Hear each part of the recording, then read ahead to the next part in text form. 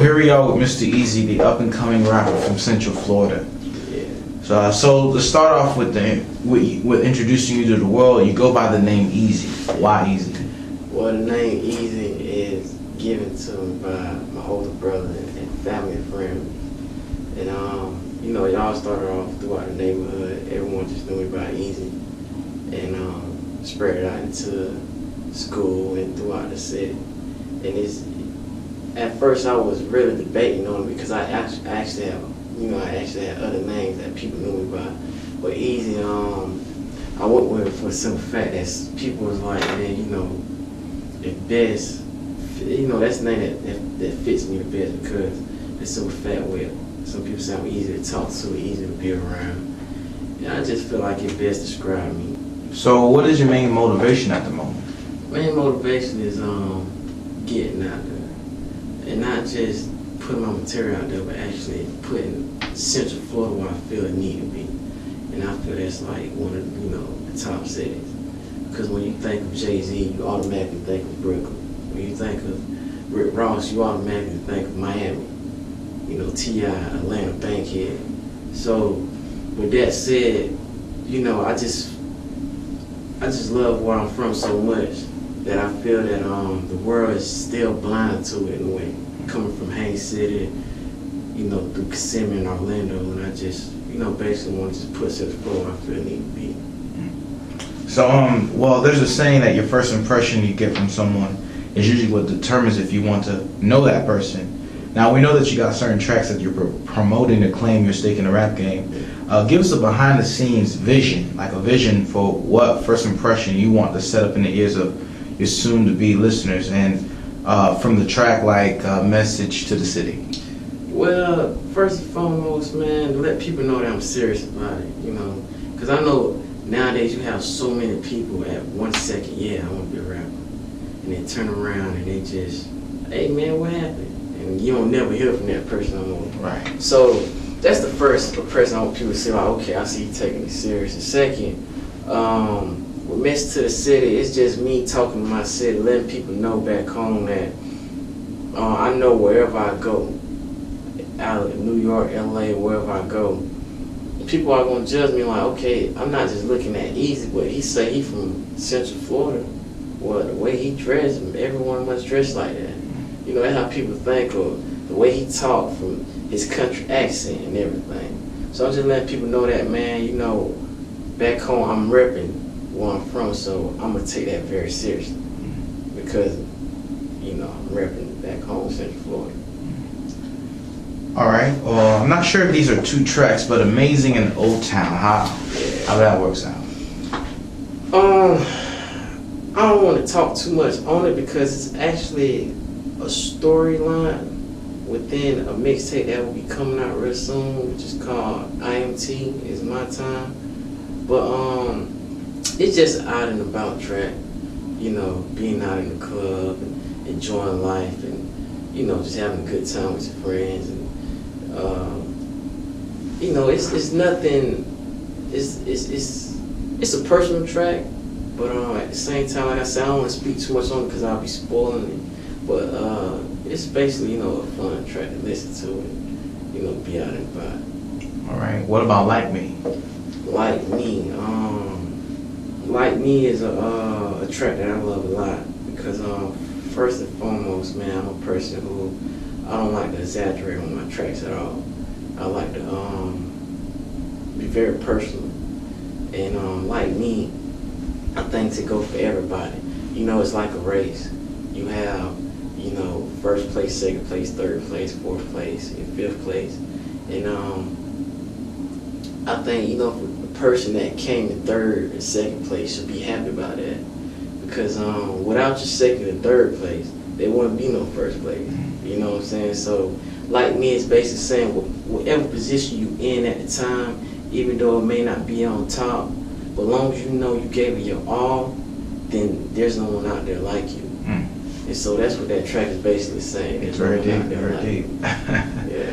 All right, what about Hustle Automatic? Seems to take a different turn.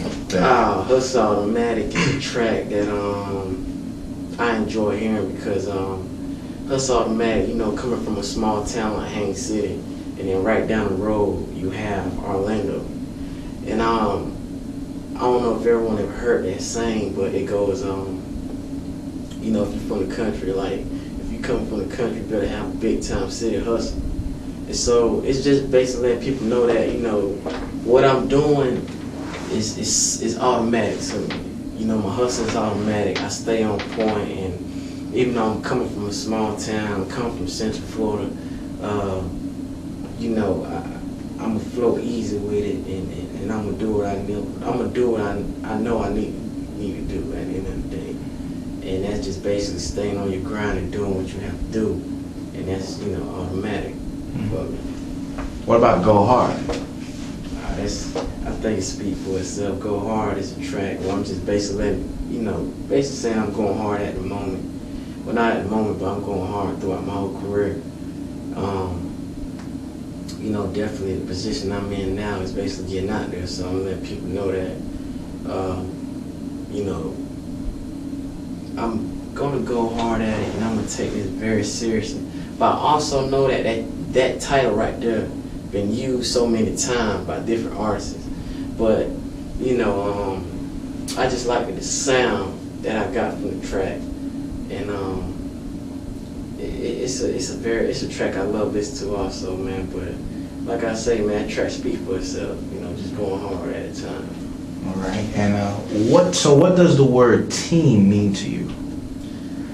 That word, it's funny because just the other day I was watching this interview that Timbaland did, the producer, and they asked him a question. It was actually on the Breakfast Club, where, you know, how do you stay in the game for 10 to 15 years? And he said something that was very interesting. He was like, well, it's because of people around you. You can have the hottest track, but if you don't have someone like a manager, a producer, even your road manager, if you don't have people like that are on their job, and at the same time you give them that lane of respect, like, hey, I need you at the end of the day. Because at the end of the day, what you gotta think about, like the name Easy, it's not just me, it's actually a brand. So from my manager to even my PA, my personal assistant, we all understand our role and duty. And that's just to keep that name and that brand Easy out there. And so that's just for every artist, I think, and for upcoming artists like myself should know that, man, the people around you, man, don't look at them like you don't need them, because you actually do need them. So that word team means a lot to me, man. A lot. All right. Now, we know that you are a connoisseur for nice watches, and you collect a lot of watches.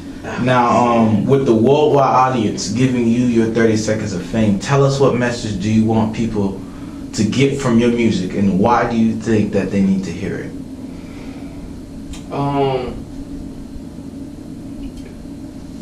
With that said, man, you know, to go back to that Timbaland video, it was at one point where he even said that there's a time where he see that the hip hop industry is changing, and it's going back to its old way, and to where it was at one point where people felt like rap music didn't have no meaning to it. But, you know, you have people like, my favorite artists is from T.I., the Dre, the Young Jeezy, where I feel they going in and they just basically, you know, keeping that word hip hop alive. From people like Wayne, Jay-Z, Kanye West, so much to name. But I just want to be a part of that, you know, and I want people to see that it's not just something that's, oh, this is what's going to pay the bill. This is something that, you know, if you actually love and enjoy doing, you want to be a part of that legacy. And so that's what that basically, you know, that's how I feel about that. Now, you know, the rap game is like a notorious version of Showtime at the Apollo. Yeah. Usually filled with an audience of doubters ready to see you fall. Yeah. So with you being so young and having a full life ahead of you, what made you want to pursue getting into this game? That's like asking the chef why he cook, man. I can't even explain, man. It's just something that I just enjoy doing, you know. I once read on this billboard, it say, if you go every day thinking about the same thing, then why not pursue it? And that's how I just feel about it. Like, if I see I enjoy creating music, being in the studios and dealing with being on stage and, you know, traveling and everything, then why not? You know, and that's just how I feel about it, man. I can't really explain it. It's just something that I just enjoy doing, and I don't see myself doing nothing else. Well, in this day and age, what music artists do you feel are driving hip hop to be welcomed by the next generation? I can name a lot, man. Like I just said, my favorite artists is, man, T.I., Jeezy, and Drake. And then you got people like Nicki Minaj, Lil Wayne, Big Sean, Wiz Khalifa. It's so many, you know, but those are the people that I see that's handing it down to the next generation. Hopefully I can be a part of that. All right. If you could change one thing about the music industry in general, what would it be? Man, to be honest with you, it'll be at the beginning stage, because there's so much people.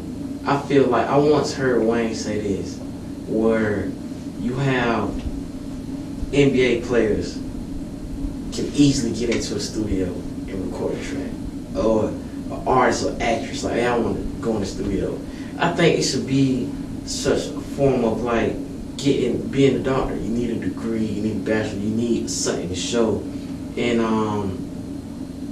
you know, I think that's what I like to change.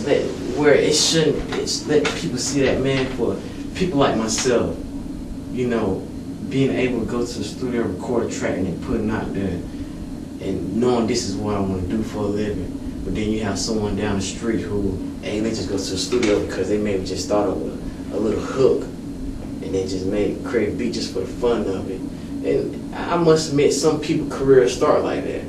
But it's to a point where the pipe is so clogged, where you have so much people. I remember back in the day, the word mixtape had a value to it. Because the first time I ever heard, you know, 50 Cent, T.I., these guys was through mixtape. Whenever you heard someone say, oh yeah, this mixtape is out, you'll look at it like, whoa, like this is the closest thing to an album. You know, this is raw material. But nowadays, this is where you walk into a store, and before you walk out, 3 people hearing your mixtape, and it's like, there's no value to it anymore. So that's one thing I like to change, man, the beginning stage of it. All right, and with the last question, when you think of certain names of artists like Michael Jackson, you think King of Pop, or Madonna, Material Girl, or Elvis Presley, King of Rock and Roll, and you got the martyrs of rap, Tupac and Biggie, and they all bring images to our heads. So, with the name E.Z, how do you want it to define the way your fans see you? That's funny, man, because I always sit back with my friends and partners, and we always talk about that. It's funny because the people that you name, not once ever, to me, I never heard them say that. You know, Michael Jackson say, hey, I'm going to be the king of pop. Or, you know, I don't know about Elvis Presley and all the others, but I'm a huge Michael Jackson fan. Or, and also Tupac and Biggie. But it was just more of a love that they had towards music. And with me, it's just basically the love that I have for it. If anything, I just want people to see that this is something that I take serious. You know, I once heard on the Drake track that it's not a hobby. This is what I live by. This is what I do. So that's how I feel about it also. It's not a hobby. This is something that I actually do. I don't see myself doing nothing else. So if anything, man, it could be by that. But as in giving myself a title or a name to try to live by, I don't see nothing wrong with that. You know, but me personally, I feel like I'm not trying to do that at all. You know, I just want people to remember, if anything, remember that when it came to E.Z, this is something that he really enjoyed doing. And that's basically it, though.